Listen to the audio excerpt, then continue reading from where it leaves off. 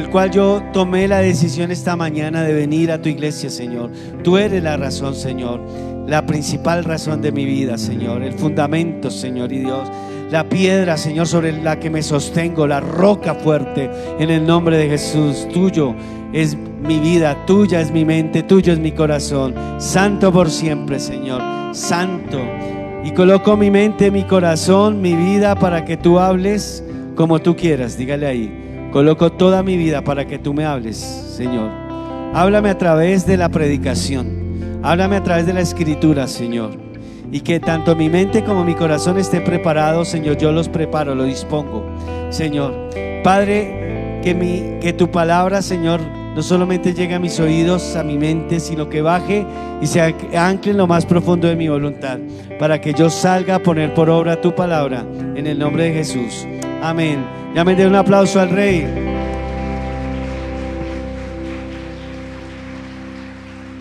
Qué bendición, tomen asiento. Qué bueno verles. Creo que veo personas que nos visitan por primera vez. Dejen su mano levantada. Las personas que nos visitan por primera vez, para saludarles. Allí hay una familia. Y bueno, también los que nos visitan por primera vez a través de las redes sociales que se comienzan a sintonizar. Les damos a todos la bienvenida a la Iglesia Cristiana Fuego de Dios. Mi nombre es Richard Rodríguez, por la misericordia del Señor y su voluntad, pastoreando este lugar. Bueno, qué bendición saludarles a todos. Bueno, ya sabe que estamos generando cultura de reino. Ya sabe que estamos todos nosotros generando esa cultura de reino, y la cultura de reino es que apaguen el celular, aprovechen para apagar el celular. Eso hace parte de la cultura del reino. Bájele, póngalo en modo vibración, en modo avión, para que no interrumpa el que tiene al lado. Segunda recomendación: no se ponga de pie en estos 45 minutos. Trate de no ponerse de pie o lo menos posible, atendiendo pues, para no interrumpir al que tenemos al lado. Bueno, ¿listo? Y con estas dos recomendaciones, la tercera es: abre tu mente, tu corazón, porque Dios va a hablar algo poderoso a través de su palabra. ¿Quién lo cree? Muy bien. Con esto en nuestra mente, en nuestro corazón, entonces estamos a la semana pasada aprendiendo sobre la iglesia. El 31 de octubre, de hecho, estamos celebrando nosotros el Día de la Biblia. El 31 de octubre no se debe celebrar nada más, sino es el Día de la Biblia. De hecho, el Día de la Reforma se celebra el 31 de octubre. Entonces, mirando todo lo que tiene que ver con este tema, la semana pasada aprendíamos que si la iglesia es importante para Dios, también debe ser importante para nosotros. Amén. Y lo vemos que la iglesia es importante para Dios, por eso la iglesia debe ser importante para nosotros. Y mirando un poco la historia de la humanidad, podemos ver que han habido dos instituciones que han sido muy atacadas. Las dos instituciones fueron creadas por el Señor. La primera institución se llama la familia. ¿La qué? Y la familia, desde que el Señor la creó, ha sido atacada, pero una cosa impresionante. La siguiente institución que Dios creó fue la iglesia, porque Dios fue el que estableció la iglesia, no fue el hombre. La Biblia nos lo muestra, por ejemplo, en Mateo 16, 18, cuando Pedro está haciendo una declaración poderosa y el Señor dice: tú eres Pedro, ¿cierto? Yo también te digo que tú eres Pedro, y sobre esta roca edificaré mi iglesia, y las puertas del Hades no prevalecerán contra ella. Así que el que estableció la institución llamada iglesia se llama el Señor Jesucristo. Amén. Así que Él fue el que la instituyó, y también desde sus mismos comienzos ha sufrido persecución, la han querido acabar. Y bueno, y vemos nosotros que eso sigue igual, bien sea porque hay oposición directa. Hay países que se oponen al cristianismo y por ende se oponen directamente a que las personas se congreguen y les impiden congregarse.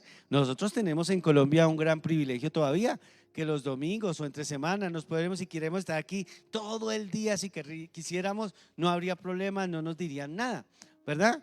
Pero hay países, de hecho, dentro de nuestro mismo país hay sectores, hay zonas donde es prohibido, ¿sí? Pero la iglesia sigue ahí firme porque el Señor lo dijo. Hay leyes humanas que están queriendo atacar la casa de Dios, ataques directos, ataques indirectos. Otra de las maneras que el enemigo ha usado para atacar la iglesia es desde adentro, con falsas enseñanzas, falsas doctrinas, falsas costumbres, porque desafortunadamente año tras año se ha ido incrementando costumbres que son netamente paganas y que han comenzado a permear la iglesia del Señor. Escuché esta semana tristemente en Estados Unidos, por ejemplo, el 70% de las iglesias, entre comillas cristianas, están celebrando el Halloween, por ejemplo. El 70%. O sea, uno puede ver la gran crisis de palabra que hay. Y pues como todo lo que hay allá, a veces se copia acá. Entonces desde adentro, con falsas costumbres, muchas veces con falsas enseñanzas, con el mal ejemplo de muchos líderes, con el mal testimonio, se está atacando la iglesia constantemente. Muchas personas han querido que la iglesia del Señor pues se acabe a través de la historia y la han querido acabar. Escuché que alguien dijo lo siguiente con respecto de la gente que quiere que la iglesia del Señor se cierre. Dice: han replicado las campanas, han anunciado su muerte, han publicado en carteles de su muerte, pero el cadáver nunca apareció. Muchas personas han pensado que la iglesia se acaba, pero la iglesia no se acaba, porque el Señor dijo que las puertas del Hades no prevalecerán en contra de la iglesia. Amén, amén. No se acabará. ¿Cuándo se acabará la iglesia? Lo vimos hace 8 días un poquito, y es cuando el Señor Jesucristo regrese. Él se llevará ¿a quién? A su iglesia. Él viene por una iglesia sin mancha y sin arruga. Entonces toda esta serie de ataques han venido para acabar con algo tan importante para Dios, que Dios ama, que es importante para la sociedad. Mateo 16:18 dice: también te digo, pero lo voy a leer en la palabra de Dios para todos. También te digo que tú eres Pedro, y construiré mi iglesia sobre esta roca, sobre la verdad que Pedro ha acabado de decir. No sobre Pedro, sino lo que Pedro había dicho. Las fuerzas de la muerte no la derrotarán. ¿No qué? No la derrotarán. O sea, pueden venir más leyes, pueden venir más gobiernos autoritarios, pueden venir más falsas enseñanzas, porque han venido más cosas de costumbres paganas a incorporarse. Pero quiero decirte que la iglesia del Señor se sostendrá, porque el que la sostiene es el Todopoderoso, el que nunca ha vencido ninguna batalla, y su nombre es Jesucristo de Nazaret. Amén.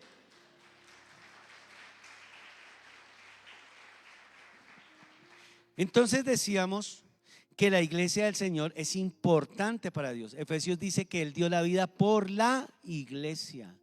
Cuando hablamos de iglesia, tenemos que ver que la iglesia somos los creyentes. Todos hacemos parte de la iglesia. Diga conmigo: yo soy iglesia. Sí, yo soy parte de la iglesia. Pero el Señor ha establecido una corporación, que es la congregación. Entonces, de tal manera que cuando una persona se arrepiente de sus pecados y cree en Jesucristo como único y suficiente Salvador, el Señor lo salva por mera gracia. Y mire lo primero que hace el Señor.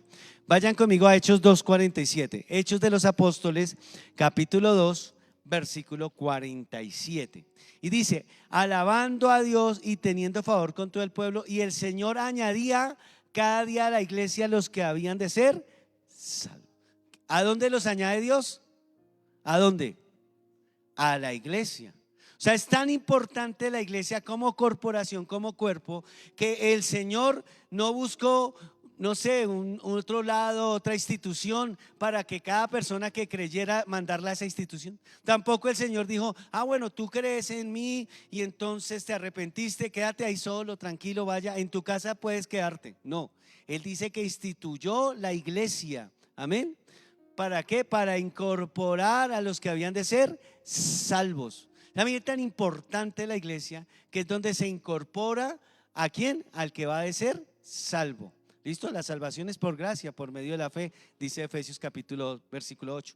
Pero el Señor, una vez que la persona es salva, dice: este no puede estar solo, lo voy a llamar a mi iglesia, para que ahí lo cuiden, para que ahí lo alimenten, para que ahí aprenda a tener comunión los unos con los otros. Amén. Porque allí les dejé una institución llamada iglesia. Entonces es tan importante que el Señor Jesús, las dos instituciones, hablando de la familia y de la iglesia, que en Efesios capítulo 5 el Señor comienza a hablar de la familia, de las casadas, de los casados, obviamente, de la pareja de esposos, pero va a ser una analogía. ¿Qué es una analogía? Una comparación entre la iglesia y la pareja. Entonces va a decir cómo debe ser una iglesia, una familia cristiana y cómo debe ser la iglesia, y va a ser la comparación entre las dos. ¿Listo? Y allí vamos a tomar la enseñanza del día de hoy. Hasta ahora vamos a comenzar. Esto solo era el preámbulo, la introducción. ¿Listo? Entonces, ¿cómo cuidar la casa del Señor? Porque justamente el título es Cuidando la casa del Señor. ¿Cuidando qué? La casa del Señor. Ahora la situación es esta: ¿cómo puedes cuidar la casa del Señor? ¿Cómo puedes cuidar tú la casa del Señor? ¿Listo? Porque el cuidado de la casa del Señor no es para unos cuantos. El cuidado de la casa del Señor es para todos. Tanto así que el Señor va a comparar la iglesia como un cuerpo. Entonces no puede decir el corazón sencillamente: no, allá verá el pulmón si respira. ¿Cierto? Imagínense en un cuerpo que pase eso: allá verá el pulmón si respira. No, el corazón tiene que hacer lo propio para que el pulmón esté bien. Y el pulmón hace lo propio para que el hígado esté bien. Y todo nuestro cuerpo se relaciona lo uno con lo otro, ¿verdad? Entonces, cuando el Señor está comparando la iglesia como un cuerpo, es porque está diciendo cada persona es importante para Dios. Amén. Cada persona que hace parte de la iglesia es importante para mí, pero la iglesia como una corporación debe ser importante para todos nosotros. Amén. Amén. Dios ama a la iglesia, ¿quién lo cree? Ahora, cuando hablamos de iglesia, no solamente estamos hablando de la iglesia cristiana Fuego de Dios, estamos hablando de todas las congregaciones esparcidas a través del mundo, ¿sí?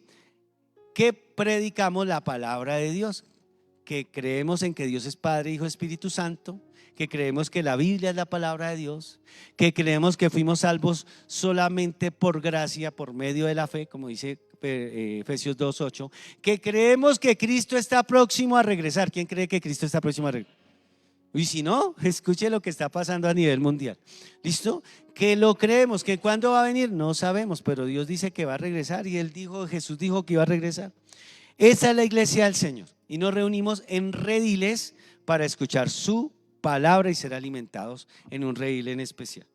¿Cómo entonces podemos hacer para cuidar la casa? Porque así como nos beneficiamos de la iglesia, también cada uno es responsable de cuidar la casa de Dios. Amén. Entonces, teniendo eso en nuestra mente, lo primero que tiene que hacer un creyente, todos los creyentes, para cuidar la casa del Señor, número uno es: ten la mirada siempre puesta en Cristo. Tengan la mirada puesta siempre ¿en quién? En Jesús. En Jesús. Vayan conmigo a Efesios capítulo 5. En Efesios capítulo 5 la palabra del Señor nos dice en el versículo 21 en adelante. ¿Listo? Ya vimos que Pablo va a hacer la comparación de la familia con la iglesia. Y Efesios 5 dice la palabra del Señor 21: someteos unos a otros en el temor del Señor. Las casadas estén sujetas a sus propios maridos como al Señor. Está hablando de familia. Porque el marido es cabeza de la mujer, así como Cristo, comienza a hacer la comparación, como Cristo es la cabeza de la iglesia. La iglesia, y la iglesia sigue diciendo, la cual, es decir, la iglesia, es su cuerpo y Él es su Salvador. Así que como la iglesia, ¿sí?, está sujeta a Cristo, así también las casadas lo estén en todo a sus maridos. La analogía que hace el matrimonio es que así como se vive en el matrimonio, ¿cierto?, es una comparación de lo que se tiene que hacer en la iglesia del Señor. Y lo primero que comienza es poniendo el fundamento de la familia. Si una familia tiene a Cristo en primer lugar, esa familia va a salir en victoria a pesar de las dificultades. Si un hombre se levanta y dice: yo soy el sacerdote, yo leo aquí la palabra, yo oro y yo llevo a mi familia a congregarse, ese hombre está cumpliendo con su papel sacerdotal y esa familia va a permanecer porque está colocando a Cristo en el primer lugar. Amén. Cristo debe ser lo primero en la familia. Bueno, ya vimos que debe ser así, pero también tenemos que saber que, como está haciendo la comparación, Cristo también debe ser lo primero en la iglesia y nuestra mirada debe estar puesta en Cristo. ¿Nuestra mirada debe estar puesta en quién? en Jesús. ¿Por qué? Vayan conmigo a Hebreos capítulo 12, versículo 2. Hebreos capítulo 12, versículo 2 dice: puesto los ojos en Jesús, el autor y consumador de la fe, el cual por el gozo puesto delante de él sufrió la cruz, menospreciando el oprobio, y se sentó a la diestra del trono de Dios. ¿Cierto? Así dice Hebreos. Entonces el Señor dice: pongan su mirada en ¿quién? En Cristo. Digan conmigo: pondré mi mirada en Cristo. Entonces, ponga su mirada en Jesús. Ahora, es curioso que ese versículo justamente está después del que le antecede. Uy, ya aprendimos harto. Después del versículo 1. Mire lo que dice el versículo 1 de Hebreos 12. Dice: por tanto nosotros también, teniendo en derredor nuestro tan grande nube de testigos, despojémonos de todo peso y del pecado que nos asedia, y corramos con paciencia la carrera que tenemos por delante. Antes de decirle que coloque su mirada en Jesús, ya le ha dicho que tiene testigos, le dice a la iglesia. Usted se puede imaginar uno colocando y mirando lo que hizo Moisés. Imagínese por un momento, sí, tener a un Moisés aquí presente, ¿cierto? Y estar uno ahí con ese hombre de fe que se levanta a sacar un pueblo de más de 3 millones de personas, a liderarlo, y después está frente al mar rojo y levanta la vara. Imagínese esa escena: el mar se abre de par en par y allá ese líder, ¿cierto?, diciendo: pasen. ¡Wow! Ese es el que está escrito ahí. Ustedes se imaginan a un Abraham que tenía todo allá en Ur de los Caldeos, porque es lo que está hablando en Hebreos 11. Abraham tenía todo, era el hombre rico.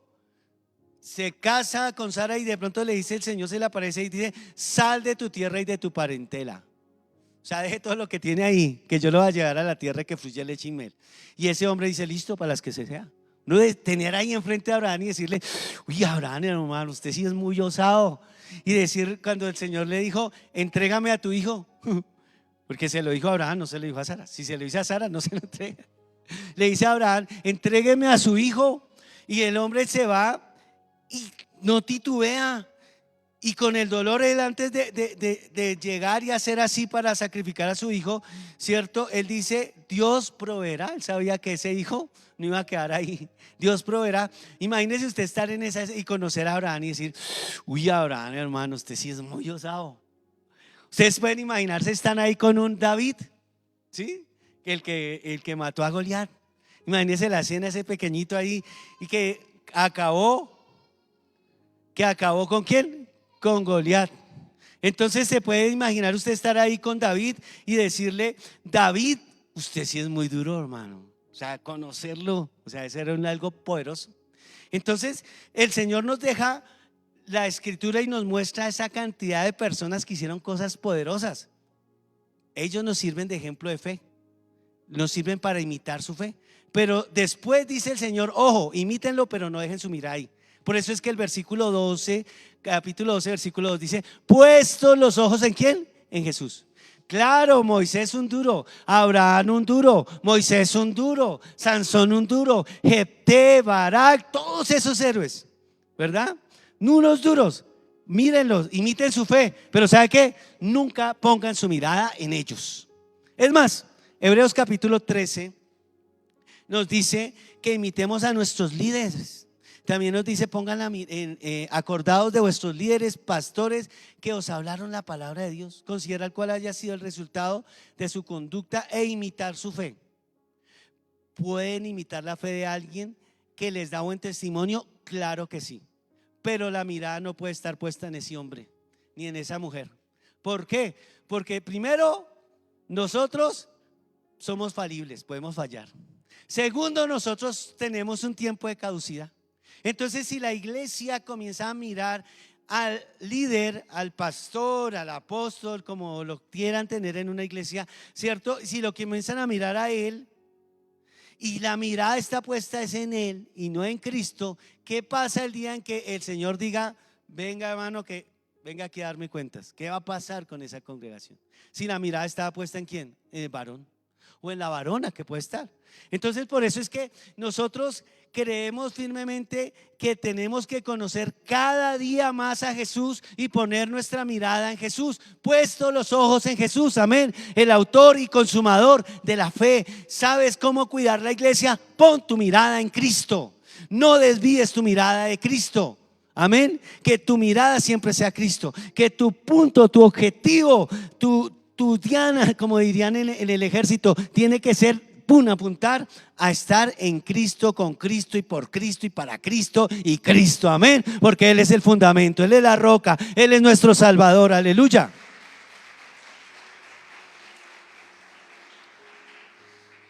¿Quieres contribuir para que la iglesia del Señor crezca? Pon tu mirada en Jesús, amén, pon tu mirada en Jesús. ¿Tenemos líderes que los podemos imitar? Sí. ¿Que los debemos honrar? Sí, honrar es otra cosa, pero nuestra mirada no puede estar puesta en un hombre. En un hombre no puede estar puesta la mirada. Hoy estoy aquí, mañana quién sabe, quién sabe qué el Señor quiera hacer con mi vida. Yo no sé, yo quiero estar muchos años, pero pues eso sí, solo lo sabe Dios. El pase de mi vida lo tiene Dios, Él sabe cuándo determina tenerme hasta aquí. Pero si la mirada tuya está puesta en Cristo, la iglesia permanecerá. ¿Quién lo cree? Porque Dios no se queda varado. Dios va a levantar otro hombre que llegue y supla las funciones, ¿cierto?, de líder espiritual de una congregación. Amén. Amén. Pon tu mirada en ¿quién? En Jesús. ¿Cómo colaboras tú para la iglesia? Ponga la mirada en Cristo. Lea la Biblia. Congréguese, aprenda más del Señor. Y entonces su mirada siempre está puesta ¿en quién? En Jesús, en Jesús. Amén. Colabora así. Puedes colaborar a cuidar la iglesia poniendo tu mirada en Jesús. Lo segundo, ¿cómo más puedes colaborar tú para cuidar la iglesia del Señor? Manteniendo el vínculo perfecto del amor. Manteniendo el vínculo perfecto ¿de quién? Del amor. Entonces ya he dicho que Cristo debe ser la cabeza tanto de la familia como de la iglesia. Ahora vaya conmigo a Efesios capítulo 5 versículo 25 y dice la palabra del Señor. Efesios 5, 25. Maridos, amar a vuestras ¿qué? Mujeres, así como Cristo amó a la iglesia. Mire qué cosa tan impresionante. Dice: maridos, amar a vuestras mujeres. Hombres, amen a sus mujeres, así como Cristo amó a la iglesia. Tremenda tarea. Y se entregó a sí mismo por ella, mis queridos amados. ¿Sabes? Aquí está diciendo que Cristo amó a la iglesia. Y está diciendo que el hombre debe amar a la mujer. Pero acordémonos que también él está hablando de la relación que debe ser entre Cristo y los creyentes. Entonces alguien podría decir: claro, yo amo a Jesús y Él me ama, pero mi hermano o mi hermana que me hizo algo, no, con ese no tengo nada que ver. Mire, hermanos, yo les he dicho y se los repito: en el cielo vamos a llegar todos los que tenemos a Cristo como único y suficiente Salvador, lo que hemos creído con Él y nos hemos arrepentido de nuestros pecados, amén. Entonces imagínense, siempre les digo, imagínense llegando al cielo y encontrarse ahí con el que uno no le hablaba en la tierra y se lo va a poner ahí. Mire, Dios es tan maravilloso que va y se lo va a poner ahí, a ver si ahí también le sigue haciendo el feo, a ver si ahí también le va a decir: uy, ya viene, me le quito. Uy, no. O cuando va saludando: hola, hola, hola, hola, hola. A ver si va a pasar eso. Primero, si es así tu corazón, no creo que llegues, no sé, revísate. Pero eso no va a pasar, hermanos, porque en el cielo pues estamos los que creemos y nos hemos arrepentido. Mire lo que dice San Juan 13:34. Juan 13:34 nos dice: un mandamiento nuevo os doy, que os améis los unos como yo os he. Uy, Dios santo. Y que también os améis unos a otros. Vuelve y se lo repite. Mire, el amor es el vínculo perfecto. Dice Colosenses 3:14. Es lo que nos une, mis hermanos. Colosenses capítulo 3. Vayan conmigo. Dice: y sobre todas estas cosas vestidos de amor, que es el vínculo perfecto. Y si uno lee el versículo anterior de Colosenses, uno lee que dice: soportándoos los unos a los otros, viviendo el vínculo del amor. Ahora, ¿por qué es tan importante eso? Mis hermanos, porque nosotros debemos saber que aquí hay personas, no es una excusa para pecar o para maltratar a alguien, jamás, obviamente que no. Pero mire, así sea con conocimiento de causa o porque se le chispotea, estamos entre seres humanos y nos podemos rozar los unos a los otros. Hay cosas que no me gustan de mis hermanos, hay cosas que a ustedes no les gustan. Yo sé que muchas cosas les agradan de mí, yo lo sé, yo lo sé. Más bien deben ser pocas las que les agraden, pero bueno. Pero no faltará cosas que les agraden, ¿verdad? Pero somos hermanos en la fe. Y dice que debemos cuidar el vínculo perfecto, y cuando habla de la familia dice que procuren evidenciar el amor, y en la iglesia debe ser lo mismo. Y el amor demanda que yo me siente con el que yo no hablo, con el que hizo algo que a mí no me gustó, y entonces yo decirle: hermano, hermana, yo tengo esto en mi corazón, tú me hiciste daño, vamos a hablar y a solucionar las cosas. Amén. ¿Por qué? Porque si no lo hacemos, lo fácil que es: chao, te vi. Y hay gente que se va a las congregaciones porque tuvo un problema con alguien. Si ya lo trató de solucionar y no, eso es otro cuento. Pero en lo posible, solucione, porque es tu corazón. Amén. Y Dios te manda eso. Y Dios te manda que te sientes con el hermano, sí. Con el que te cae muy bien, sí. Con el que no te cae tan bien, también. Porque, como les digo, esto nos está augurando la venida de Jesús. La venida de Jesús. Y si tú tienes todavía algo en tu corazón contra alguien, ¿cómo crees que Dios te va a llevar? ¿Te va a llevar un grupo de hermanos allá para que se agarren en el cielo? ¿Ustedes qué creen? Imagínense eso. No. Tiene que sentarse. Pastor, me dolió lo que hiciste. Vale, hermana, perdóneme. Si me toca, agacho la cabeza y te pido perdón. Pero también aguanta si yo te digo a ti: hermano, a mí no me gustó lo que tú hiciste. Porque es que a veces piensan que es uno recibe como pastor: venga, hágale. Bueno, es que uno también tiene su corazoncito. No se siente y habla, y así es que se solucionan las cosas. Porque en el cielo solo hablan meros cristianos. Por eso debemos amar la iglesia. No podemos hablar más de la iglesia. El amor se evidencia cuando te sientas y arreglas las cosas con el hermano que tienes conflictos, y amas la iglesia. Así estás cuidando la iglesia del Señor, sentándote a hablar. Si alguien se va de una congregación por algo que Dios ya le dijo, pero que su corazón se vaya lo más sano posible. Que su corazón se vaya sano y no con un resentimiento ahí, que eso no le va a servir para nada. Porque el hermano puede estar en otra congregación, pero allá en el cielo no se diga porque es de la congregación X o Y. Ya llegas porque te tiene a Cristo en el corazón. Amén. Allá no es que, ay, hagan la fila los de fuego de Dios, hagan la fila las panamericanas, hagan la fila allí los bautistas. Oh, allá todo el que va llegando va metiéndose en la fila. Eso no es por congregaciones aquí que tenemos un rótulo. Por eso debemos buscar nosotros estar bien los unos a los otros, y eso habla bien de la iglesia. Por eso habla bien de la iglesia, siempre.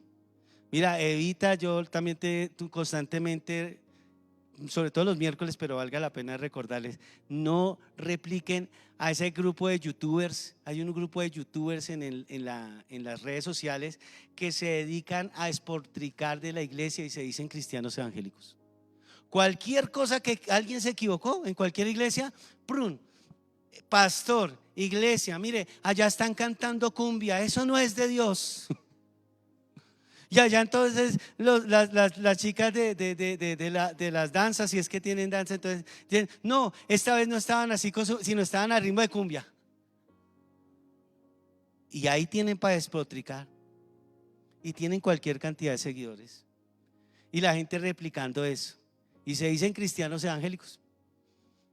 O sea, cosas de verdad, buscan cualquier cosa que y sobre todo si el pastor es más reconocido, más, porque obviamente si es una iglesia muy grande y muy reconocida, pues obvio, si le dicen el pastor X de la iglesia de 100,000 personas que ya lo reconocen todo el mundo, pues mucha gente, pues ellos al darle el solo nombre de ese pastor ya saben que van a tener muchísimas visitas. Mis hermanos, no hagan eso. Que porque el pastor estaba predicando hizo por ahí con la señal del diablo, y ya comenzaron por eso y se la sacan. Y mis hermanos, amar la iglesia del Señor es hablar bien de la iglesia, porque cuando yo hablo mal de la iglesia estoy hablando mal de mí mismo, porque yo soy parte de la iglesia. Amén.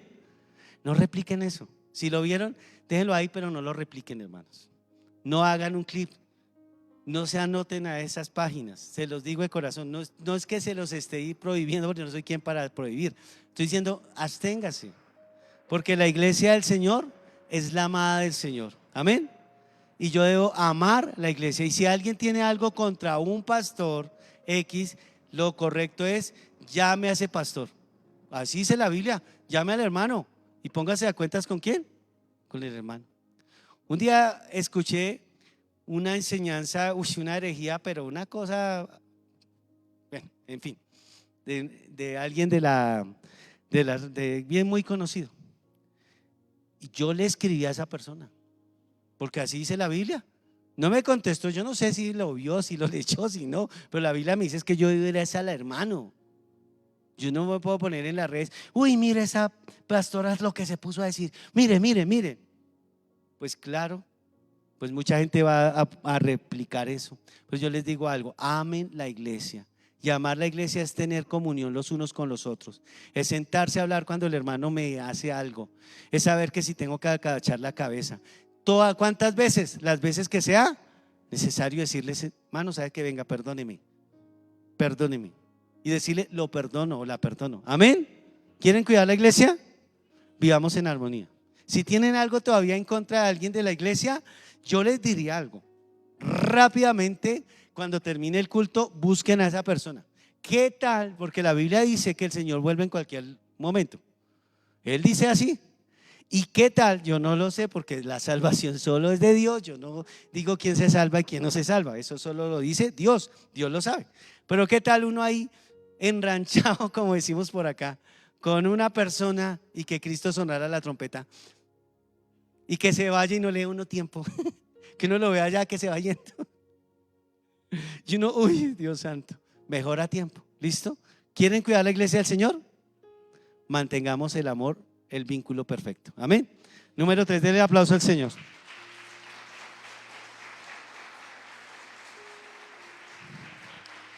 ¿Cómo puedes cuidar la casa del Señor? Cuidando tu santo testimonio. ¿Cuidando tu santo qué? Testimonio. Lo primero, teniendo a Cristo en el primer lugar. Número 2, viviendo en el vínculo perfecto del amor. Demanda comprensión, demanda perdón, demanda sentarnos, demanda hablar bien de la iglesia. ¿Sí? Efesios capítulo 5 versículo 26 y 27 dice la palabra, hablando del matrimonio y hablando de la iglesia, para santificarla, habiéndola purificado en el lavamiento del agua por la palabra, a fin de presentarla a sí mismo, versículo 27, una iglesia gloriosa que no tiene mancha ni arruga ni cosa semejante, sino que fuese santa y sin mancha. La palabra santidad es pureza y la palabra mancha es amargura. Cuando una persona cae en amargura, está teniendo una mancha. ¿Una qué? Mancha. Después hablaremos de eso. Pero baste con decir que una de las cosas que el Señor quiere en la familia es que nos guardemos nuestro testimonio. Y eso aplica también para la iglesia, más y sobre todo en la iglesia. Primera de Corintios 1:30 nos dice que el Señor nos dio lo que necesitamos para comenzar una vida en santidad. Dice, mas por Él, es decir, en Cristo, gracias a Cristo, estáis vosotros en Cristo Jesús, el cual nos ha sido hecho por Dios sabiduría. Diga conmigo sabiduría. Justificación. ¿Y qué? O sea que nosotros ya tenemos lo necesario para comenzar una vida santa. ¿Qué es ser santo? Es ser apartado del pecado y apartarnos cada día más para Dios. Amén. Eso es ser santo. Obviamente tiene mucho peso teológico y tiene muchas cosas que aprender de la santidad, pero por lo pronto va a ser saber que santidad es apartarnos de lo que Dios no le gusta para apartarnos para Dios, porque las dos son importantes. Hay gente que se aparta de las cosas malas, pero si no va a estar buscando de Dios, esa persona lo está haciendo en sus fuerzas y es un religioso. Por eso debemos apartarnos de lo malo para acercarnos cada día más a Dios. En términos generales podríamos decir que es santidad. Ahora, cuando está diciendo que presentar una iglesia sin mancha, sin arruga, porque Dios ya nos dio lo necesario, pero se necesita que nosotros estemos constantemente buscando esa santidad, limpiándonos. Primera de Juan 1:7 dice que si alguno ha pecado, abogado tiene para con el Padre. Pero si andamos en la luz, como Él está en la luz, tenemos comunión unos con otros. Mire, a ver, no me ha fijado, pero lo que estábamos viendo en el punto anterior. Y la sangre de Jesucristo, su Hijo, nos limpia de todo pecado, de todo pecado. Amén. Entonces, como nosotros debemos vivir en santidad, la Biblia nos dice en el Salmo 93:5, dice: la santidad conviene a la casa. Dice: tus testimonios son muy firmes, la santidad conviene a tu casa, oh Jehová, por los siglos y para siempre. La iglesia tiene que ser un modelo de santidad. ¿Un modelo de qué? Pero ese modelo de santidad no es que vamos a pintar solo de blanco y tener todo, no, es las personas, nosotros, ¿sí? Que debemos ser santos. ¿Por qué?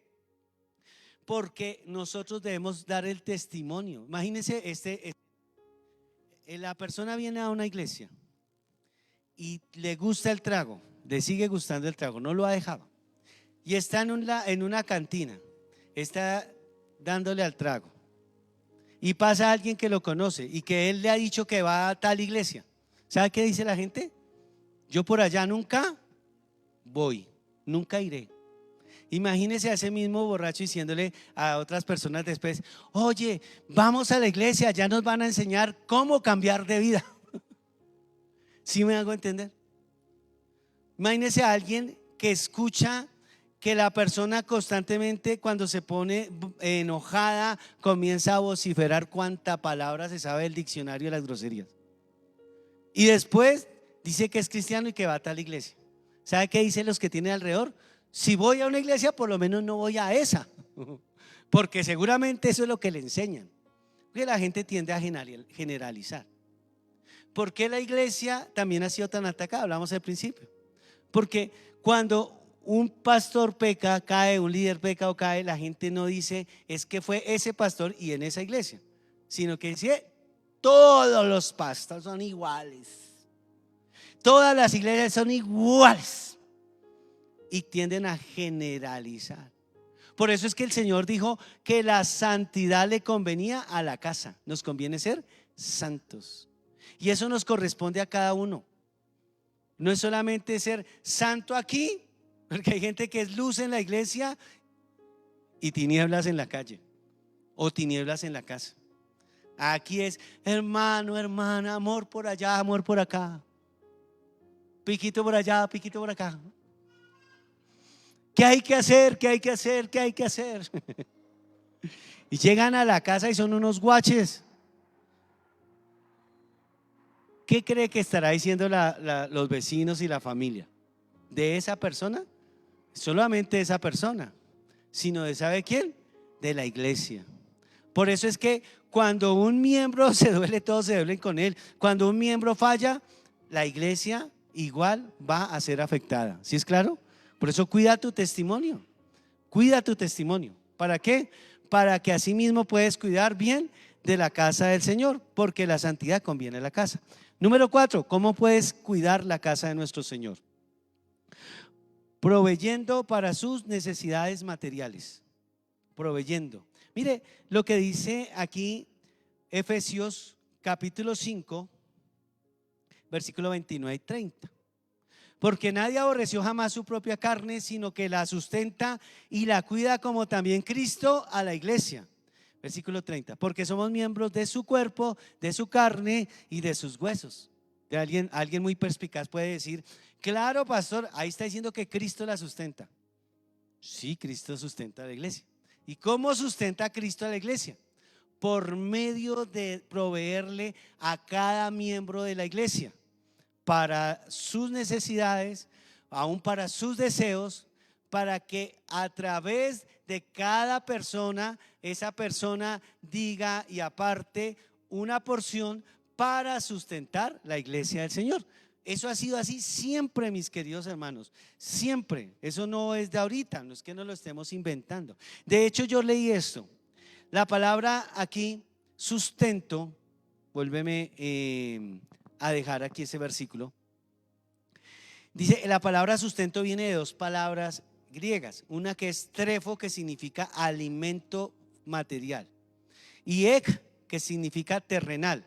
Es decir, que cuando él está hablando de sustento, no solamente está hablando de que Cristo nos sostiene espiritualmente, claro que sí, a través de su palabra, a través de la comunión, en fin, pero aunque netamente y nuestro principal objetivo en la iglesia es construir una vida espiritual cada vez que le agrade más a Jesús, amén, pero el Señor dice que nosotros también debemos sustentar la casa del Señor, el alimento terrenal. ¿Qué es el alimento terrenal? ¿Por qué? Porque mire lo que dice Malaquías, lo conocemos muy bien, ¿no? Todos creo que han escuchado este versículo una vez en la vida. Traigan los diezmos a la alfolía de alimento. ¿En dónde? En mi casa. Está hablando en el Antiguo Testamento. Y entonces cuando el Señor les decía que trajeran alimento, ¿era para cuántas paredes? Vamos a traer una libra de arroz a ver si la pared se nos pone más bonita.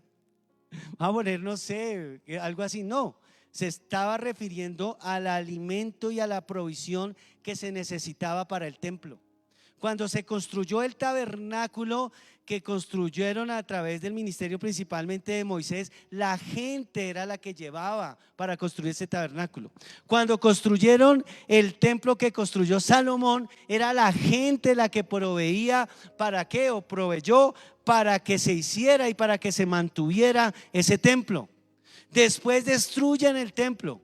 A través de Nabucodonosor se destruye ese templo, y después un hombre llamado Zorobabel, listo, es usado por Dios para liderar el proceso de volver a restablecerlo. Y es la iglesia, o más bien en ese momento el pueblo, el que tenía que hacerlo. Ya el pueblo no tenía la misma capacidad financiera, pero Dios estaba proveyendo los recursos, de tal manera que el Señor le dice por allá cuando iban a reconstruir el templo, en Ageo capítulo 2 versículo 4, dice lo siguiente, Ageo 2:4: pues ahora Zorobabel, esfuérzate, dice Jehová, esfuérzate tú también, Josué, hijo de Josadac, sumo sacerdote, y cobrad ánimo, pueblo de toda la tierra, dice Jehová, y trabajad, porque yo estoy con vosotros, dice Jehová de los ejércitos. Versículo 8: mía es la plata y mío es el oro, dice Jehová. Cuando está diciéndoles trabajen, hagan, porque el templo estaba en ruinas, ellos necesitaban materiales para el templo. Entonces les dice, no se preocupen, yo soy el que les proveo. ¿El que les qué? Proveo. Para que ustedes a través de esa provisión tengan bien mi casa. Amén. ¿Ustedes creen que en la época de Salomón no había necesitados? En la época de Salomón había gente pobre y había gente muy necesitada, pero a Salomón se le ocurrió la idea, entre comillas, se le ocurrió de construir un templo lleno de oro. ¿Por qué construir un templo? ¿Por qué no coger ese oro y de partirlo y darlo a la gente que estaba necesitada? Porque Dios también cuida de las personas pobres. Ahora, no quiere decir que nosotros no cuidemos de las personas necesitadas, claro que sí, y es nuestra función. Que el que no tiene de comer, y si nosotros tenemos ese deber ante Dios de proveerle al necesitado, amén, ese es un deber. Pero el asunto es este, que el Señor proveyó un templo, y siempre ha sido así. Ha provisto un lugar físico en donde las personas vienen y comparten su fe, y ese lugar físico demanda ¿de qué? De dinero, tanto para el lugar como tal, como para que haya una persona o varias personas que puedan ayudar a toda la vida espiritual de la iglesia. Porque a través de los dineros no solamente se paga un arriendo, una cuota, se compran equipos, sino que a través del dinero que ustedes dan, nosotros compramos Biblias, nosotros hacemos campañas, nosotros hacemos todo lo que requiere en la parte financiera, económica.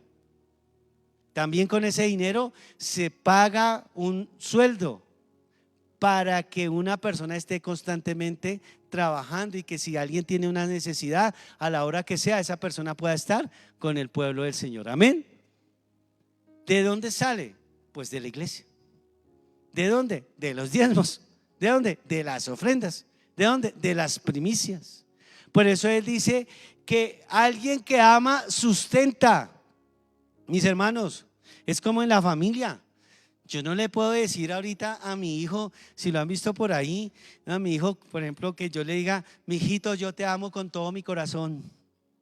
Mijito, mira, ¿qué necesitas? Hasta mi vida doy por ti. Listo, él va a decir: uy, mi papá me ama, qué chévere, ¿cierto? 2 de la tarde, mijito, te amo. 4 de la tarde, le sigo manteniendo a punta de amor: mijito, te amo. 5, no ha almorzado y yo: mijito, te amo. Yo creo que él dice: ámame. Gracias, papá. Demuéstramelo, ¿verdad? ¿Cómo? Pues, papi, ya son las 5, no vamos a almorzar. Porque el amor se demuestra con cuidado.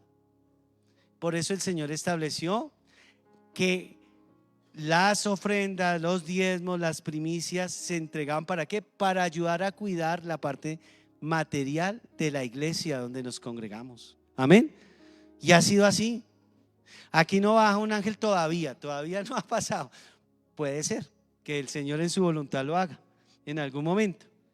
No conozco tampoco ese testimonio, que el Señor haya dicho a un ángel: ángel, no sé, el ángel encargado de las finanzas allá, cójame en estos lingotes de oro, bajen a esa congregación y denlos allá. ¿Será que sí? Yo no conozco. Puede ser que sí, pero la mayoría, el 99.9%, el Señor dice: te bendigo para que seas de bendición. Amén. Amén. Amén. Denle un aplauso al Señor.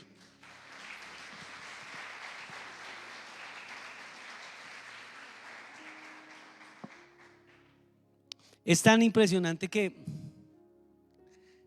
en Hechos de los Apóstoles, cuando la iglesia comenzó, en Hechos dice que nadie decía tener suyo de su propiedad, nadie era egoísta. Dice en Hechos 4:34, dice lo siguiente: así que no había entre ellos ningún necesitado, porque todos los que poseían heredades o casas los vendían y traían el precio los vendido, precio de lo vendido, y lo ponían a los pies de los apóstoles y se repartía cada uno según su necesidad.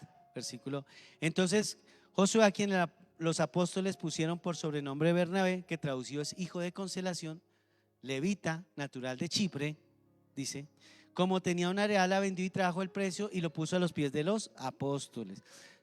Estas comunidades que se levantaban, las primeras iglesias cristianas, se levantaban y ellos comenzaban a crear comunidades enteras. Los que más tenían dinero proveían para los que no tenían, y allí llegaban, o no es que la gente no trabajara, la gente trabajaba, pero como comenzaban a crear toda una comunidad, entre los que más tenían llevaban.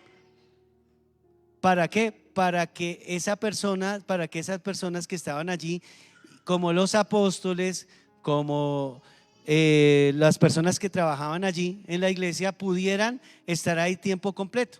Entonces por eso dice: y no había necesidad. No quiere decir que hoy en día alguien venga y diga: venda su casa y tráigala acá, aquí lo que vale.